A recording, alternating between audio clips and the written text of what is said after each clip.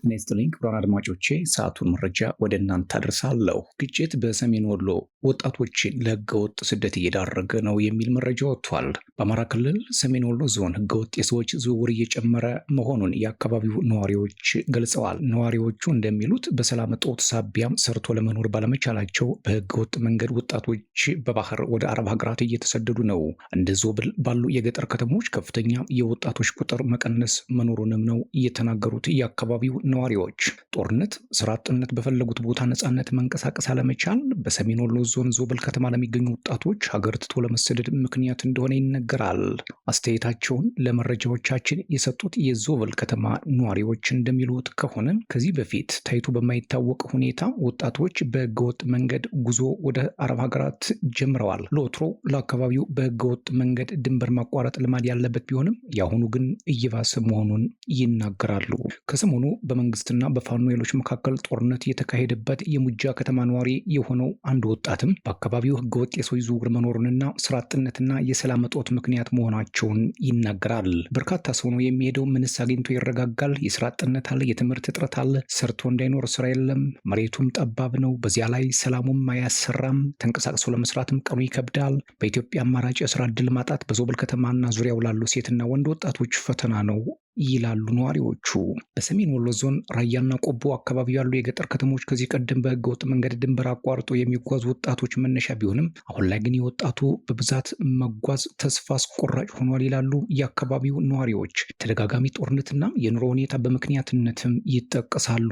በመኖርና በመሄድ ከሆነ የለም ሁሉም ነገር ባዶ ነው። ግን ምክንያቱ አንዱ ጦርነት ሊሆን ይችላል። ከዚያም የኑሮ ሁኔታ ተደራርበው ነው እንጂ መሄድማ ቀላል ይኬዳል ይላሉ ነዋሪዎቹ። ህገወጥ የሰዎች ዝውውር በስፋት የሚካሄድባቸው አካባቢዎች በየቀኑ የሚጓዙ ወጣቶች መኖራቸውን የሚገልጹት አስተያየት ሰጪዎቹ በየዕለቱ 2 እና 3 መኪኖች ይጓዛሉ ይላል ፖሊስ። አማራ ክልልን ከአፋር ክልል የሚያገናኘውን የባቲን መስመር ተከትለው በህገወጥ መንገድ ድንበር የሚያቋርጡ ወጣቶች መጨመር እየታየበት ነው የሚሉት ነዋሪዎቹ በሀገር ውስጥም ጭምር ነው ለከፋ እንግልት የሚደረጉት ይላሉ። እዚሁ ከሀገር ሳይወጡ ከፍተኛ ስቃይ ነው የሚደርስባቸው፣ በየቱቦው ውስጥ እያሳደሯቸው የሚሄዱበት ሁኔታ ነው ያለው ይላሉ።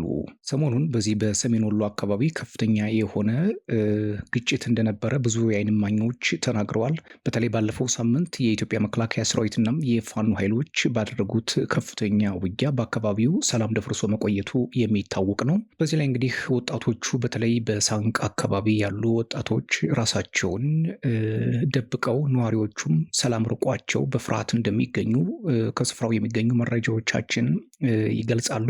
አሁን ባለው ሁኔታም ረገብ ያለ ቢመስልም ነገር ግን ነዋሪዎቹ አሁንም ከፍርሃት ቆፈን እንዳልወጡ ነው የሚናገሩት። ሌላው መረጃ ትራምፕ 300 የብሔራዊ ዘብ ወታደሮች በቺካጎ እንዲሰማሩ ማዘዛቸው ተሰምተዋል። ፕሬዚዳንት ዶናልድ ትራምፕ በቺካጎ ከቁጥጥር ውጭ የሆነ ወንጀል ሲሉ የገለጹትን ሁኔታ የሚቆጣጠሩ 300 የብሔራዊ ዘብ ወታደሮች ለማሰማራት ትዕዛዝ ሰጥተዋል። እርምጃው የመጣው የኢሚግሬሽን ባለስልጣናት በዲሞክራቶች በሚመራው ከተማ ተቃውሞ ማስተናገዳቸውና ተሽከርካሪያቸው ሆን ተብሎ ከተገጨና አንድ የታጠቀች ሴትን ተኩሰው መምታታቸውን በተናገሩ ከሰዓታት በኋላ ነው። ለሳምንታት በርካታ ግዛቶችና መሪዎቻቸው የትራምፕ ወታደር የማሰማራት እቅድ ስልጣንን ያላግባብ መጠቀም እንደሆነ ሲገልጹ ቆይተዋል። ወታደር የማሰማራት ዜናው የተሰማው ሌላኛው ለዘብተኛ ግዛት የሆነው ኦሪጎን ፖርትላንድ የሚገኙ የፌዴራል ዳኛም የትራምፕ አስተዳደር በግዛቱ 200 ወታደሮች ለማሰማራት የያዘውን እቅድ ውድቅ ካደረጉ በኋላ ነው።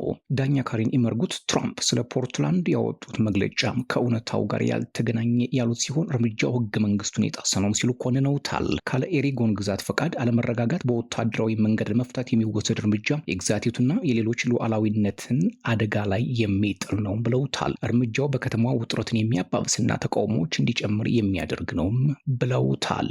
ሌላው መረጃ የእስራኤሉ ጠቅላይ ሚኒስትር ቤንያሚን ኔታንያሁ የታገቱት እስራኤላውያን በሚመጡት ቀናት ይለቀቃሉ ብለው ተስፋ እንደሚያደርጉ ገልጸዋል። ሐማስ ለጋዛም የሰላም እቅድ ምላሽ ከሰጠ በኋላ የታጋች ቤተሰቦች አሁንም ሰዎቻቸውን ለማግኘት በተስፋ እየተጠባበቁ መሆኑ ነው የተሰማው።